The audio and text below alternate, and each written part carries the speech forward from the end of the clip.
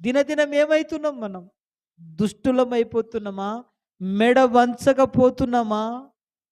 లోబడకపోతున్నామా? వాక్యమందు సంతోషం ఉందా? సహవాసం అంటే ఆనందం ఉందా? వాళ్ళు మరింత ఏమైపోయారట? దుష్టులైపోతున్నారట. అందుకే ఒక పూట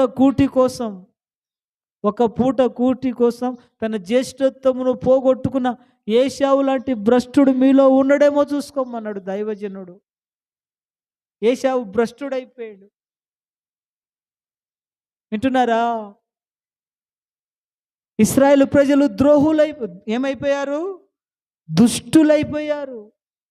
అందుకే అపోస్తుడైన పౌలు అంటాడు, ఇదిగో నేను ఇతరులకు బోధించి నేను భ్రష్టుని అయిపోతానేమో అని నా శరీరాన్ని నేను నలగొట్టుకుంటున్నాను.